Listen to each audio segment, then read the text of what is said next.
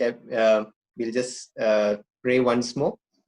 Father God, we thank you, Lord, for this time. Lord, we pray, Lord, that we look into your word. Holy Spirit, we pray that you guide us and lead us in the study. And Lord, we look to you for strength. Lord, speak, open our hearts to receive your word. Jesus Christ's precious name we pray. Amen. So last time, did you do verse 24 and 25? We have not done. No. Not done. We have not Okay. done. So yeah, so we'll read from verses 23 to 25. Renju വായിക്കാമോ മലയാളത്തില് എൻ്റെ English ബൈബിളിൽ? From 18 onwards, we. Sorry, you need to. You haven't done 18 onwards, huh? Actually, I had already taken 2 sessions for that particular passage, but probably is not prepared. Maybe next time we will look into it. We'll go on to verse 23 onwards. Just today we'll just do 3 verses, 23 to 25. Great. 23 Okay. to 25. പെസഹ പെരുന്നാളിൽ യെരുശലേമിൽ ഇരിക്കുമ്പോൾ അവൻ ചെയ്ത അടയാളങ്ങൾ കണ്ടിട്ട് പലരും അവന്റെ നാമത്തിൽ വിശ്വസിച്ചു. യേശുവോ എല്ലാവരെയും അറിയുക കൊണ്ട് തന്നെത്താൻ അവരുടെ പക്കൽ വിശ്വസിച്ചേൽപ്പിച്ചില്ല. മനുഷ്യനിലുള്ളത് എന്ത് എന്ന് സ്വതവേ അറിഞ്ഞിരിക്കുകയാൽ തനിക്ക് മനുഷ്യനെക്കുറിച്ച് യാതൊരുത്തന്റെയും സാക്ഷ്യം ആവശ്യമായിരുന്നില്ല. Okay. So it's very small passage, this paragraph, but it's a very interesting and I think a very crucial passage.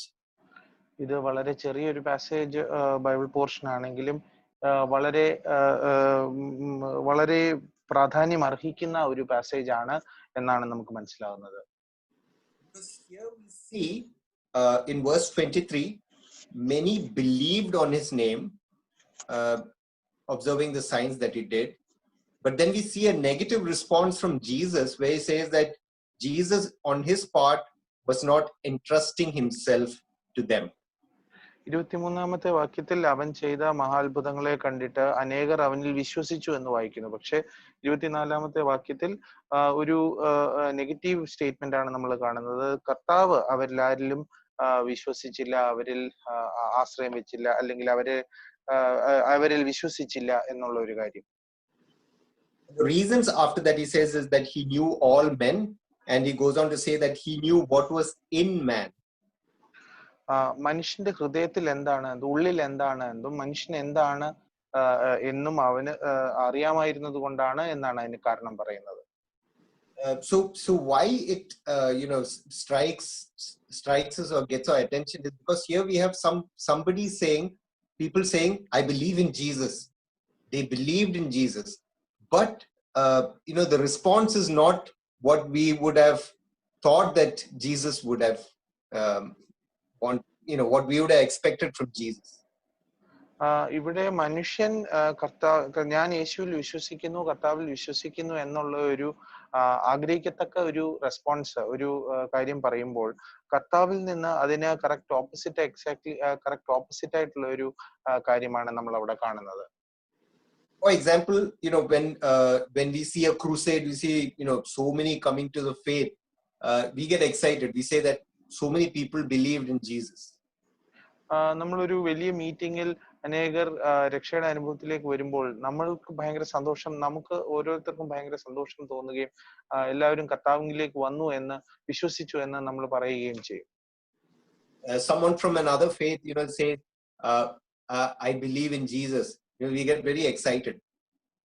ഞാൻ വേറൊരു വിശ്വാസത്തിൽ നിന്ന്, ഒരു ക്രിസ്തീയ പശ്ചാത്തലം അല്ലാതെ വേറൊരു പശ്ചാത്തലത്തിൽ നിന്ന് വരുന്ന ഒരാൾ ഞാൻ കർത്താവിൽ യേശുക്രിസ്തുവിൽ വിശ്വസിക്കുന്നു എന്ന് പറയുമ്പോൾ നമുക്ക് വളരെയധികം സന്തോഷം തോന്നുമല്ലോ. But when we see Jesus' response to people who say I believe in Jesus to be such a negative response, we need to ask ourselves why is that response like that? എന്നാൽ ഇവിടെ കർത്താവ് തികച്ചും വ്യത്യസ്തമായ ഒരു രീതിയിൽ react ചെയ്യുന്നത് കൊണ്ട് നാം ചിന്തിക്കണം, നാം ചോദിക്കണം, എന്തുകൊണ്ടാണ് കർത്താവ് അങ്ങനെ പെരുമാറിയത്, അങ്ങനെ ചിന്തിച്ചത്, അങ്ങനെ റിയാക്ട് ചെയ്തതെന്ന്. So from Jesus' response, we can make out that even though these people said we believe in Jesus, that Jesus is not interested himself, meaning to say that. Sorry, continue. Yeah, meaning to say that these people are actually not saved. കർത്താവിന്റെ റെസ്പോൺസിൽ നിന്ന് നമുക്ക് മനസ്സിലാവുന്ന കാര്യം എന്ന് പറഞ്ഞാൽ, ഇവർ ഞങ്ങൾ കർത്താവിൽ വിശ്വസിക്കുന്നു എന്ന് പറഞ്ഞു എങ്കിൽ തന്നെയും അവരത് യഥാർത്ഥമായ രീതിയിൽ വിശ്വസിക്കുന്നില്ല എന്ന് തന്നെയാണ് നമുക്ക് മനസ്സിലാവുന്നത്. Now I'd like to just to further elaborate on this, or to take us along that same flow of thought, I'll just refer to 3 more portions. First is from the same book of John itself, John chapter 8. ഇതിനോടനുബന്ധിച്ച് മറ്റ് ചില ഭാഗങ്ങളിലൂടെ നോക്കുവാനായിട്ട് ആഗ്രഹിക്കുന്നു. യോഹന്നാൻ എഴുതിയ സുവിശേഷം തന്നെ അതിന്റെ 8-ാം അധ്യായം. And maybe we can read verse 30. I'll tell which all verses to read. We won't read the whole portion. First read verses 30, 31 and 32. 30 മുതൽ 32 വരെയുള്ള വാക്യങ്ങൾ ഒന്ന് വായിക്കാം.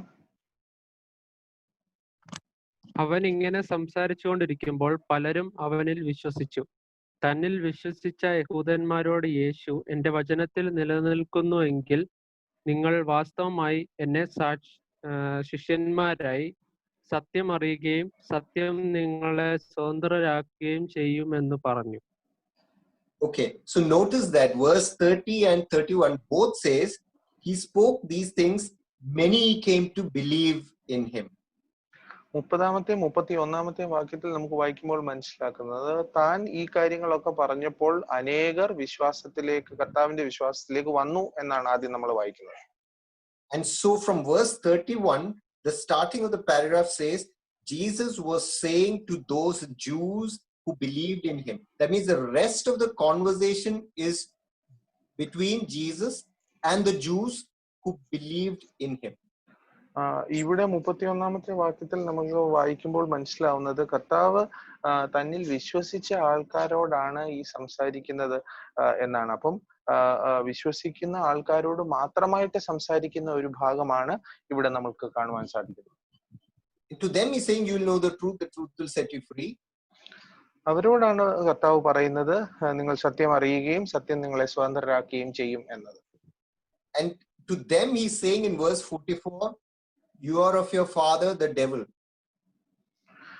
ഇതേ കൂട്ടം ആൾക്കാരോട് തന്നെയാണ് 44-ാമത്തെ വാക്യത്തിൽ നിങ്ങളുടെ പിതാവായ പിശാചിന്റെ മക്കളാകുന്നു എന്ന് പറയുന്നു. And these same Jews are the ones in verse 59, therefore they picked up stones to throw at him, but Jesus hid himself.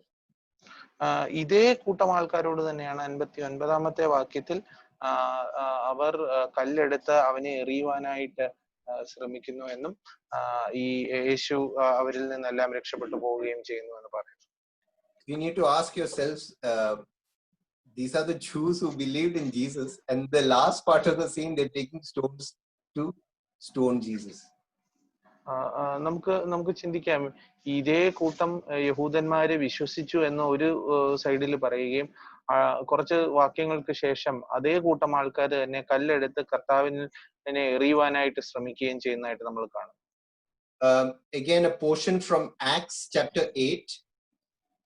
അപ്പോസ്തല പ്രവർത്തികൾ 8-ാം അധ്യായം.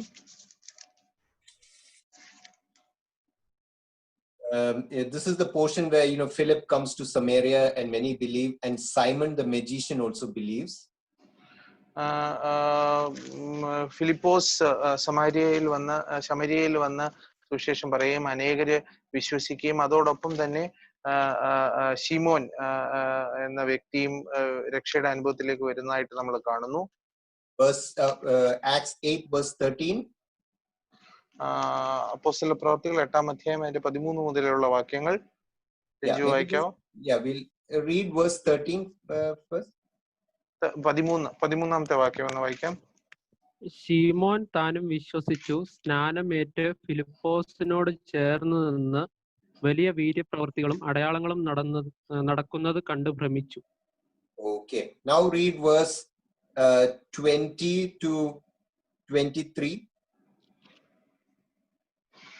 പത്രോസ് അവനോട്, ദൈവത്തിന്റെ ദാനം പണത്തിന് വാങ്ങിക്കൊള്ളാം എന്ന് നീ നിരൂപിക്കുക കൊണ്ട് നിന്റെ പണം നിന്നോടുകൂടെ നശിച്ചു പോകട്ടെ. നിന്റെ ഹൃദയം ദൈവസന്നിധിയിൽ നേരുള്ളതായകൊണ്ട് ഈ കാര്യത്തിൽ നിനക്ക് പങ്കും ഓഹരിയുമില്ല. നീ ഈ വഷളത്വം വിട്ട് മാനസാന്തരപ്പെട്ട് കർത്താവിനോട് പ്രാർത്ഥിക്കുക. പക്ഷെ നിന്റെ ഹൃദയത്തിലെ നിരൂപണം ക്ഷമിച്ച് കിട്ടുമായിരിക്കും. നീ കയ്പുള്ള പകയിലും അനീതിയുടെ ബന്ധനത്തിലും അകപ്പെട്ടിരിക്കുന്നു എന്ന് ഞാൻ കാണുന്നു എന്ന് പറഞ്ഞു. Okay, so is Simon the magician, does he sound like a born again believer? ഈ പറയുന്ന ശീമോൻ എന്ന വ്യക്തി ശരിക്കും രക്ഷയുടെ അനുഭവത്തിലേക്ക് വന്ന ഒരു വിശ്വാസിയാണ് എന്ന് നമുക്ക് പറയാൻ പറ്റുമോ? I mean, normally you won't say, Peter won't say, may you perish with all your silver, you're under bondage of iniquity. I mean, it's very obvious from this that in his heart, he is not a new creation. He is not a born again person. നമുക്ക് ഇത് വായിക്കുമ്പോൾ തീർച്ചയായിട്ടും മനസ്സിലാകും പത്രോസ് തന്നോട് നിന്റെ ധനമെല്ലാം നിന്റെ കൂടെ നശിക്കപ്പെട്ടു പോകട്ടെ എന്ന് പറയുമ്പോൾ നമുക്ക് മനസ്സിലാവും തന്റെ ഹൃദയത്തിൽ താൻ രക്ഷയുടെ അനുഭവത്തിലേക്ക്, വീണ്ടും ജനനത്തിന്റെ അനുഭവത്തിലേക്ക് വന്നിട്ടുണ്ട് എന്ന് നമുക്ക് കരുതുവാൻ വഴിയില്ല. But verse 13 says he has believed and he is baptized. എന്നാൽ 13-ാമത്തെ വാക്യത്തിൽ നമ്മൾ വായിക്കുന്നത് താൻ വിശ്വസിക്കുകയും താൻ സ്നാനപ്പെടുകയും ചെയ്തു എന്നാണ് നമ്മൾ വായിക്കുന്നത്. And the third passage is the familiar one, Matthew chapter 7, where Jesus says that not all who say to me, Lord, Lord, will enter the kingdom. You can read that portion, Matthew chapter 7, verse 21 to 23. Mathai എഴുതിയ സുവിശേഷം 7-ാം അധ്യായം 21 മുതൽ 23 വരെയുള്ള വാക്യങ്ങൾ. എന്നോട് കർത്താവേ കർത്താവേ എന്ന് പറയുന്നവൻ ഏവനുമല്ല, സ്വർഗസ്ഥനായ എന്റെ പിതാവിന്റെ ഇഷ്ടം ചെയ്യുന്നവൻ അത്രേ സ്വർഗരാജ്യത്തിൽ കടക്കുന്നത്. കർത്താവേ കർത്താവേ, നിന്റെ നാമത്തിൽ ഞങ്ങൾ പ്രവചിക്കുകയും നിന്റെ നാമത്തിൽ ഭൂതങ്ങളെ പുറത്താക്കുകയും നിന്റെ നാമത്തിൽ വളരെ വീര്യപ്രവർത്തികൾ പ്രവർത്തിക്കുകയും ചെയ്തില്ലയോ എന്ന് പലരും ആ നാളിൽ എന്നോട് പറയും. അന്ന് ഞാൻ അവരോട്, ഒരു നാളും നിങ്ങളെ അറിഞ്ഞിട്ടില്ല, അധർമ്മം പ്രവർത്തിക്കുന്നവരെ എന്നെ വിട്ടു പോകുവിൻ എന്ന് തീർത്തു പറയും. It's a very tragic state, when the end comes and people say, Lord, Lord. Lord, Lord is a very affectionate term.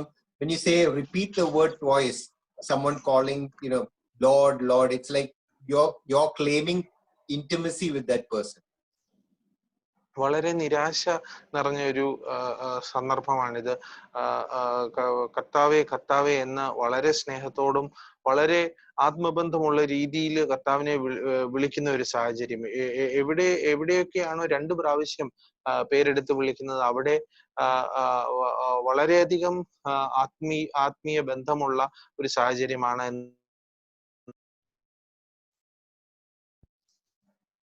Okay, so coming back to these verses which we read from John, there are 2 things that we need to ask ourselves, or 2 things that come out is, what do we need to believe in, and what is the level of belief that has to be there. നമ്മൾ ഈ 3 വാക്യങ്ങൾ വായിച്ചപ്പോൾ നമ്മളോട് തന്നെ ചോദിക്കേണ്ട 2 ചോദ്യങ്ങളുണ്ട്. ഒന്ന്, എന്താണ് നമ്മൾ വിശ്വസിക്കേണ്ടത്? 2, എത്രത്തോളം നാം വിശ്വസിക്കണം? Is that what you meant? What is the level of your belief? Yes. How much? Because for these Jews who believed in Jesus, we asked these 2 questions. The first one is, what did the Jews believe about Jesus? And the second one is, what was their level of belief? ഈ യഹൂദന്മാരോടും ഇതേ രീതിയിലുള്ള 2 ചോദ്യങ്ങളാണ്, വിശ്വസിച്ച യഹൂദന്മാരോടും ഇതേ രീതിയിലുള്ള 2 ചോദ്യങ്ങളാണ് അവിടെ ഉന്നയിക്കപ്പെടുന്നത്. എന്താണ് നിങ്ങൾ വിശ്വസിക്കുന്നത്, എത്രത്തോളം നിങ്ങൾ വിശ്വസിക്കുന്നു എന്നുള്ള 2 ചോദ്യങ്ങൾ. So the first one is, what did they believe about Jesus? കർത്താവിനെ കുറിച്ച് അവര് എന്ത് വിശ്വസിക്കുന്നു എന്നുള്ളതായിരുന്നു ആദ്യത്തെ ചോദ്യം. When we share gospel, especially in the north and when we used to share gospel, there would be many people from the other faith. One faith will, they'll say that we also believe in Jesus. Jesus is very precious to us also. So മറ്റുള്ള വിശ്വാസത്തിലുള്ളവരോട്, പ്രത്യേകിച്ച് north ഇന്ത്യയിലുള്ളവരോടൊക്കെ സുവിശേഷം പറയുമ്പോൾ നമ്മൾ പലപ്പോഴും അവര് ചിന്തിക്കുന്ന അല്ലെങ്കിൽ അവരുന്നയിക്കുന്ന ഒരു കാര്യം ഇതാണ്: ഞങ്ങളും യേശുവിൽ വിശ്വസിക്കുന്നുണ്ട്, യേശു വളരെ നല്ലൊരു വ്യക്തിയാണ് എന്ന് ഞങ്ങൾ വിശ്വസിക്കുന്നു എന്ന് അവർ പറയാറുണ്ട്. Another person would say that Jesus, I also believe in Jesus. Among other gods, I also believe in Jesus. ചില കൂട്ടർ പറയാറുണ്ട്, മറ്റ് ദൈവങ്ങളെ പോലെ യേശുവും ഒരു ദൈവമാണ് എന്നുള്ള രീതിയിൽ ഞാനും വിശ്വസിക്കുന്നുണ്ട് എന്ന് ചിലർ പറയാറുണ്ട്. So these Jews probably, when it says that they believed in Jesus, it was their belief in him as probably as a prophet, as someone, as a worker of miracles. That was what it meant that they believed in Jesus. മിക്കവാറും ഈ യഹൂദന്മാരും വിശ്വസിച്ച ആ രീതിയിലുള്ള ഒരു വിശ്വാസമായിരിക്കാം. താൻ ഒരു പ്രവാചകനാണ് എന്നോ അല്ലെങ്കിൽ താൻ അത്ഭുതങ്ങൾ പ്രവർത്തിക്കുന്ന ഒരു വ്യക്തിയാണ് എന്നോ മാത്രമായിരിക്കാം അവരും വിശ്വസിച്ചത്.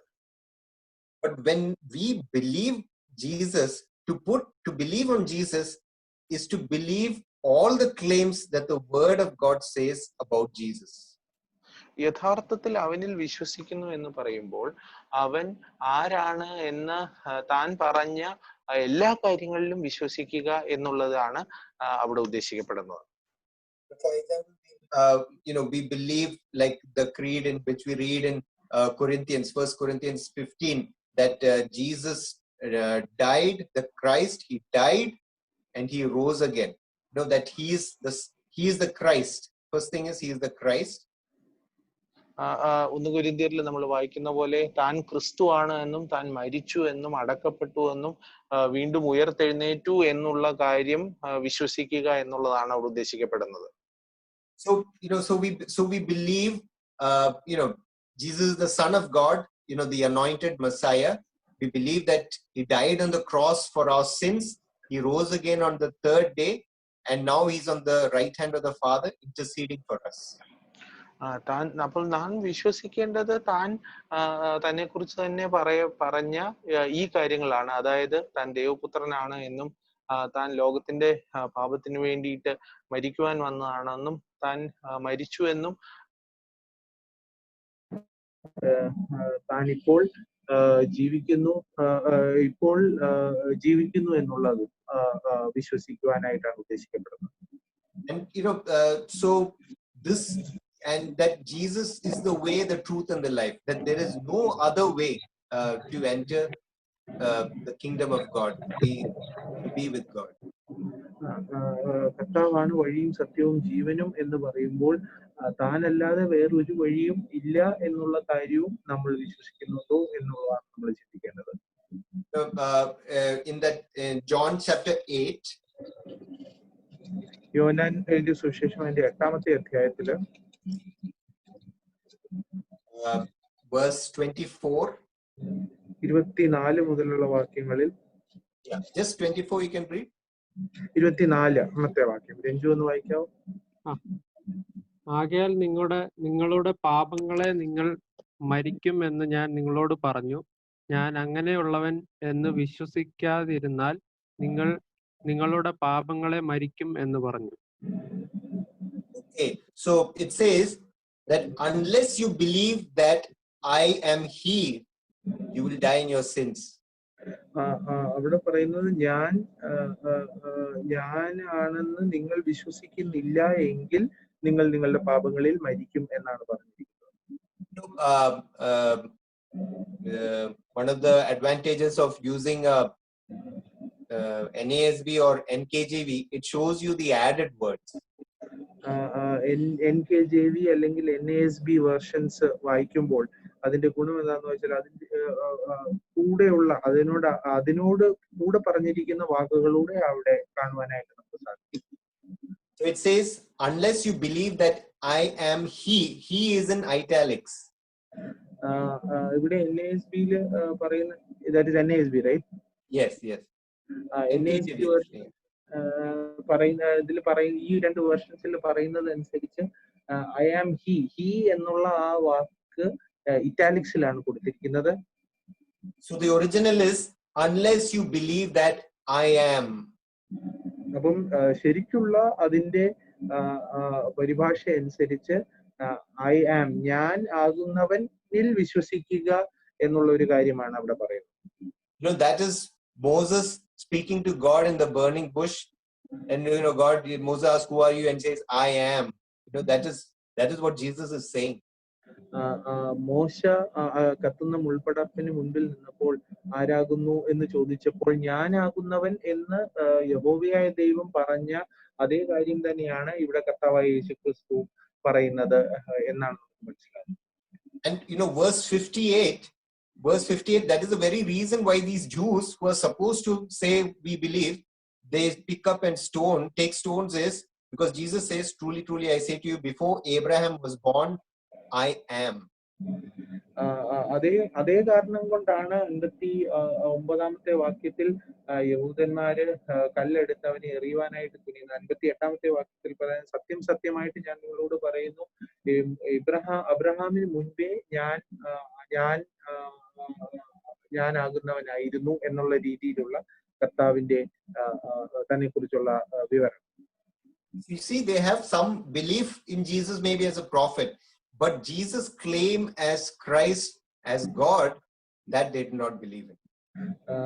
താനൊരു നല്ല പ്രവാചകനാണ് എന്നുള്ള കാര്യത്തിൽ യഹൂദരായവർ വിശ്വസിച്ചിരുന്നിരിക്കാം. പക്ഷേ താൻ ദൈവമാണ് ദൈവപുത്രനാണ്, താൻ ദൈവമാണ് എന്നുള്ള കർത്താവിന്റെ ആ അനുമാനമാണ് അവർക്ക് അംഗീകരിക്കാൻ പറ്റാത്തത്. So that is the first reason why Jesus cannot entrust himself to people with such belief, such level of. ഇതാണ് ആദ്യത്തെ കാരണമായിട്ട് നമുക്ക് മനസ്സിലാകുന്നത്, കർത്താവിന് ഇങ്ങനെയുള്ള വ്യക്തികളോട് റിലേറ്റ് ചെയ്യുവാൻ അല്ലെങ്കിൽ അവരോട് സംവദിക്കുവാനായിട്ട് സാധിക്കാൻ പറ്റാത്തത്. The first thing was we asked about these Jews, what did they believe about Jesus? The second thing is, what was their level of belief? നമ്മുടെ ആദ്യത്തെ ചോദ്യം അവർ കർത്താവിനെ കുറിച്ച് എന്ത് വിശ്വസിച്ചു എന്നുള്ളതായിരുന്നു. രണ്ടാമത്തെ ചോദ്യം അവർ എത്രത്തോളം കർത്താവിൽ വിശ്വസിച്ചു എന്നുള്ളതായിരുന്നു. Romans 10 verse 9. റോമർക്ക് എഴുതിയ ലേഖനം 10-ാം അധ്യായം 9-ാമത്തെ വാക്യം നമ്മൾ വായിക്കുമ്പോൾ,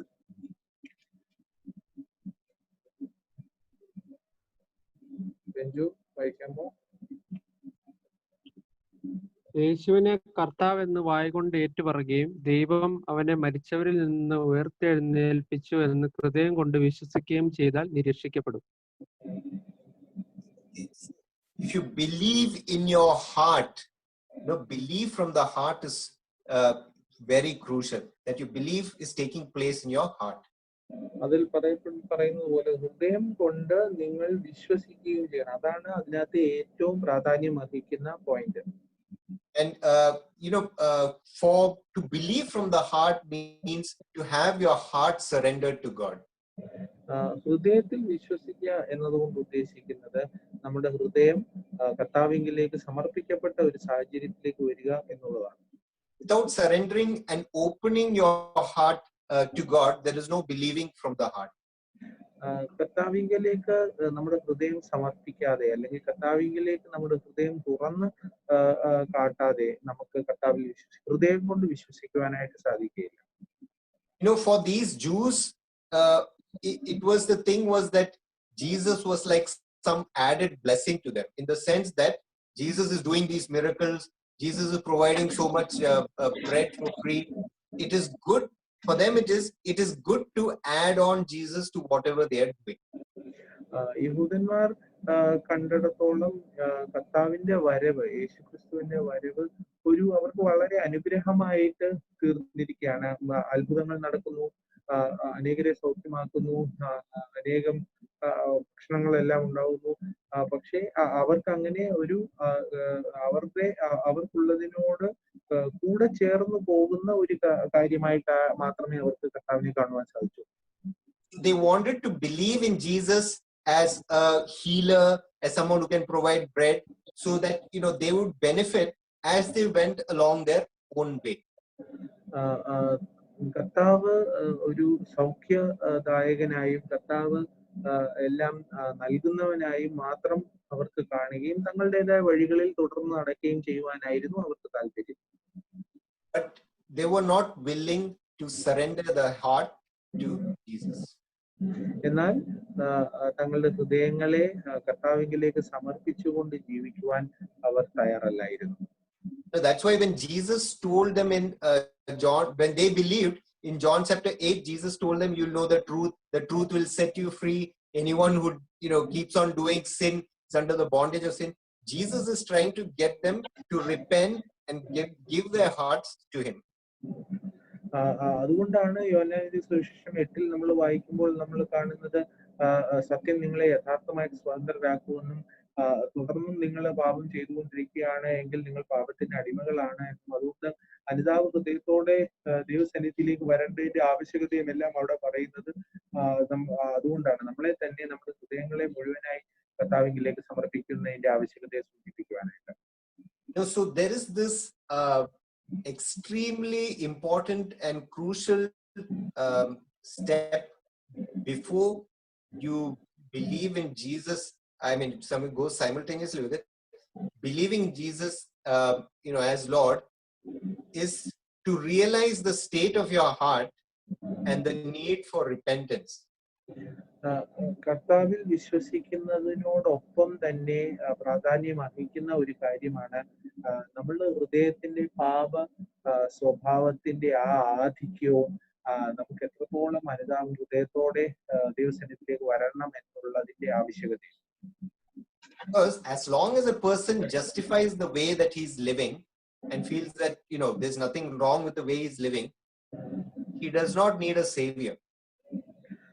തങ്ങളെ തന്നെ ന്യായീകരിച്ചുകൊണ്ട് ജീവിക്കുന്ന ഒരു വ്യക്തിക്ക് ഒരു കാരണവശാലും ഒരു രക്ഷകനെ ആവശ്യമില്ല. Similarly, for a believer also, if he continues to justify the wrong in his life, he does not feel the need for grace in his everyday walk with the Lord.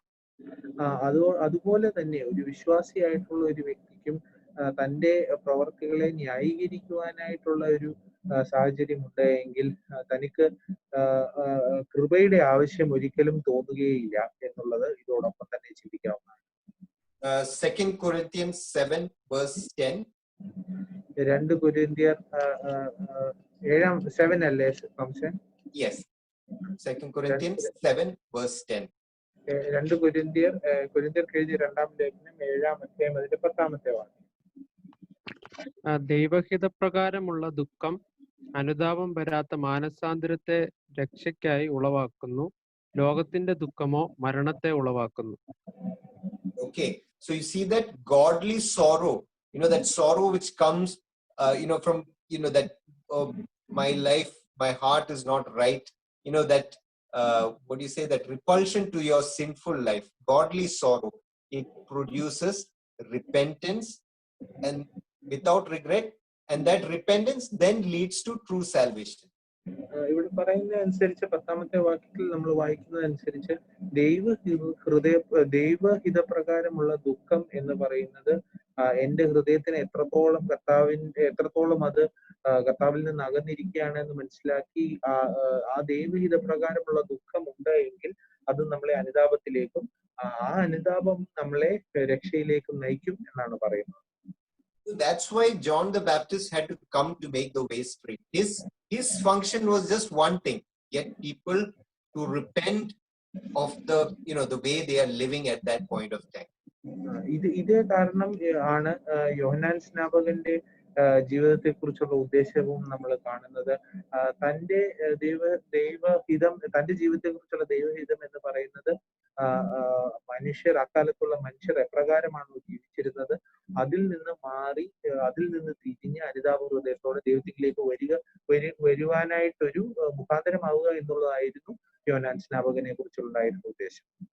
So when people, started being disgusted with their life of sin, and they repented of that sin, and then the stage was set for John to say, "Behold, the Lamb of God who takes away the sin of the world."